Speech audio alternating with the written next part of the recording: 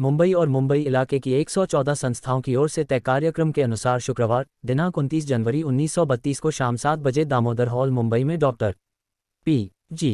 सोलंकी की अध्यक्षता में डॉक्टर बाबा साहेब अम्बेडकर को मानपत्र देने का समारोह संपन्न हुआ। कार्यक्रम की शुरुआत में छोटी बच्चियों ने उनकी प्रशंसा में गीत गाए। स्वागत समारोह में हजारों महिलाओं और पुरुषों का समुदाय इकट्ठा हुआ था। बाद में अध्यक्ष श्री सोलंकी की सूचना के अनुसार श्री N.T. जाधव ने मानपत्र पढ़कर सुनाया। इस मानपत्र पर मुंबई और मुंबई इलाके की कुल 114 संस्थाओं के हस्ताक्षर हैं। यह मानपत्र निम्नानुसार है। मानपत्र का जवाब देते हुए डॉक्टर अंबेडकर ने कहा, आज आपने मुझे जो मानपत्र दिया है उसमें उल्लिखित गौरव के लिए मेरी कितनी योग्यता है इस बारे में साशंक हूँ। किसी पड़ोसी को या नज़दीक के व्यक्ति को उसके जितने दोष दिखाई देते हैं उतने किसी दूर के व्यक्ति को दिखाई नहीं देते। गोलमेज परिषद में मैंने जो काम किया उसकी सफलता का श्रेय मेरी झोली में डालने की कोशिश इस मानपत्र में गौरवपूर्ण शब्दों के सहारे की है। लेकिन मेरी मनोवेदना मुझे बताती है कि गोलमेज सम्मेलन में हुए काम की सफलता का केवल मैं भागीदार नहीं हूँ। उस सफलता के धनी यहाँ इस समय इकट्ठा हुए मेरे अनगिनत भाई बहन ही हैं। हम सबको एक बात पूरी तरह ध्यान में रखनी चाहिए कि किसी भी समाज का या पक्ष का नेता किसी सुयश का अकेला हकदार कभी नहीं बन सकता। केवल नेता का पद होना काफ़ी नहीं है। हम जिस कार्य के लिए आगे आए हैं वह इंसानियत के अधिकारों का अपना पवित्र कार्य कड़े स्वार्थ त्याग से और अनुशासन के साथ किया जाना चाहिए। गोलमेज परिषद के लिए आपकी ओर से मैं प्रतिनिधि नियुक्त तो हुआ, लेकिन अगर आप खुद अपने काम की ज़रूरत को जानकर मेरी कोशिशों को एकमत से और एकजुट से समर्थन नहीं देते तो मैं शायद कुछ नहीं कर पाता। राउंड टेबल परिषद के बहाने ही सही भारत के समस्त अस्पृश्य वर्ग में जागृति का दावानल भड़क उठता और जागृति की यह ज्योति अपने उज्ज्वल स्वरूप के साथ ब्रिटिशों को, वहां के राजनीति के धुरंधरों को दिखाई नहीं देती तो गोलमेज सम्मेलन में मैं कुछ नहीं कर पाता। आपके अंतःकरण में स्वाभिमान का और स्वतंत्रता का जो दीप जल रहा है उसे अधिक उज्जवल करने की कोशिश की जानी चाहिए ताकि वह फिर कभी बुझ ना पाए। आप लोगों को सबसे पहले इसी बात का ख्याल रखना होगा। 6 करोड़ अस्पृश्य जनता यदि अपने राजनीतिक अधिकारों के बारे में घोषणा करती है तो यह अलौकिक है। नेता के पीछे चलने के बजाय यदि जनता खुद निडरता से कमर कसकर खड़ी हो जाए तो किसी भी कार्य में उसे सफलता मिलनी ही चाहिए। मेरे 6 करोड़ अस्पृश्य बंधु अगर हिम्मत से काम ले तो भारत के लोगों को स्वराज मिलने में समय ही कितना लगने वाला है। अपने अंतःकरण में दबी इंसानियत की, अपनत्व की नमी को सूखने ना दें। उसे और अधिक कैसे चमकाया जा सकता है यह सोचें। कुछ वर्ष पूर्व हमारे पूर्वजों को जो बातें असंभव लगती थीं वे आज 10 वर्षों के अंतराल में ही संभव हो चली हैं। खासकर पिछले 2 सालों में जो जागृति हुई है वह हर तरह से अपूर्व ही कहलाएगी। कुछ समय पूर्व तक मेरे कार्य में मेरे चमार बंधुओं को विश्वास नहीं था। यह बात बार बार मेरे मन को कुरेद रही थी।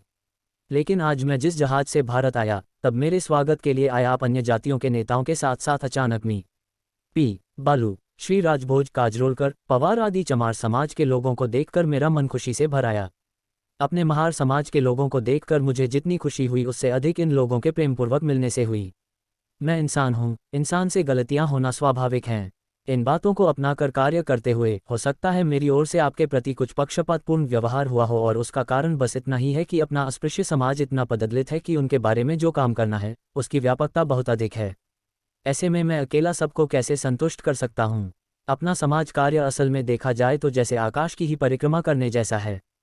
खैर जो भी हो, इसके बावजूद उन्होंने मेरा जो स्वागत किया है उससे मुझे कल्पनातीत संतुष्टि मिली है।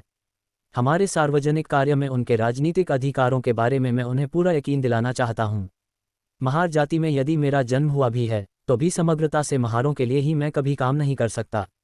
बल्कि मैं सोचता हूँ कि यदि मेरे समाज को कुछ न मिला तो भी कोई बात नहीं, मैं बाकी लोगों के लिए भी जो चाहे करने के लिए तैयार हूँ, कर सकता हूँ, बशर्ते कि मेरे हर काम में मुझे उनका पूरा सहयोग मिले।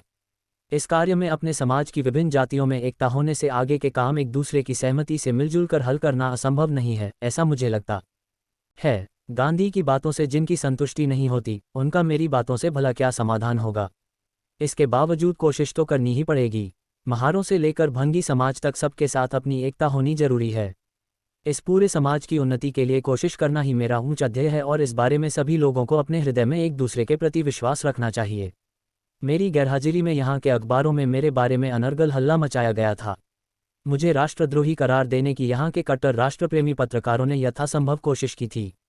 इसके बावजूद मेरे भाई बहनों ने मुझ पर अटल विश्वास रखते हुए अपना कार्य उत्साह के साथ आगे बढ़ाने की हरसंभव कोशिश की। इस बारे में मुझे बेहद संतोष है। गोलमेज सम्मेलन में मैंने गांधी का विरोध किया, इसके लिए मैं भले ही राष्ट्रद्रोही करार दिया गया हूँ, लेकिन मुझे इन आरोपों से जरा भी डर नहीं लगता। उल्टे अपने बंधुओं को गुलामी से मुक्ति दिलाने जैसे उच्च कार्य में महात्मा कहलाने वाले व्यक्ति द्वारा जी जान से विरोध किया जाना दुनिया की नज़र में कितना अन्यायपूर्ण है, यह सोचने वाले खुद तय करें। मेरी मनोदेवता मुझसे कहती है कि मैं सही रास्ते जा रहा हूँ, इसलिए स्वार्थी लोगों द्वारा लगाए जाने वाले आरोपों की मुझे बिल्कुल परवाह नहीं करनी चाहिए। मैं राष्ट्रद्रोही हूँ, देशद्रोही हूँ, ऐसा आज जो लोग कह रहे हैं वे भविष्य में मेरे कार्य के बारे में प्रशंसात्मक बोलेंगे, मैं मुझे कोई शक नहीं है। आज का तूफानी दौर कल जब खत्म होगा, गोलमेज सम्मेलन के कुल कार्य पर जब ठंडे दिमाग से सोचा जाएगा, तब मुझे पूरा यकीन है कि उनका मेरे बारे में विचार बदलेगा। यहाँ राष्ट्रीय अखबारों में आने वाली खबरों में और वहाँ के गोलमेज सम्मेलन के कामकाज में कितना फर्क था, यह भी वे जान जाएंगे। और मुझे यकीन है कि हिंदुओं की अगली पीढ़ी यही कहेगी कि मैंने राष्ट्र के लिए बेहतर काम किया। इस बारे मेरी और गांधी की विलायत जाने से पूर्व ही पहली मुलाकात हुई थी और इस बारे में आप सब लोग जानते हैं।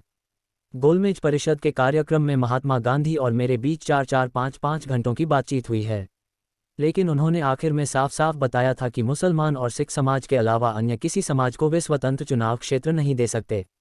अल्पसंख्यक समिति के मुसलमान प्रतिनिधि और मुझ में एकता न हो, मुसलमान मुझे अपनी सहायता न दें, इसके लिए महात्मा गांधी ने कैसी भेदनीति अपनाई थी, इस बारे में पुख्ता सबूत कागजातों समेत मेरे पास मौजूद हैं। उनके कारण मेरे मन में यह आशंका पनपती है कि वे महात्मा पद के लिए कहाँ तक योग्य हैं। गांधी की कोशिशों को मुसलमानों ने साफ नकार दिया तो वे चिढ़ गए। मार्केट से उन्होंने एक कुरान खरीदी और एच आगा खान जिस होटल में रहते थे वहां वे गए। उनके सामने कुरान रखकर उन्होंने कहा कि कुरान में कहीं ये लिखा हो तो दिखा दीजिए कि हिंदू हिंदू के बीच फूट डालें। उस समय मिस्टर आगा खान ने बस इतना ही कहा कि अस्पृश्य समाज हमारे समाज से बहुत ज़्यादा पददलित है। हम जब अपने न्यायपूर्ण अधिकारों की मांग कर रहे हैं, उनके लिए लड़ रहे हैं, ऐसे में उनकी अपनी न्यायपूर्ण मांगों की लड़ाई का हम कैसे विरोध करेंगे। उनका जवाब सुनकर गांधी उल्टे पैर अपने निवास स्थान को लौटे। गांधी की तरह आप मेरी बिना वजह प्रशंसा कर मुझे देवत्व न दें।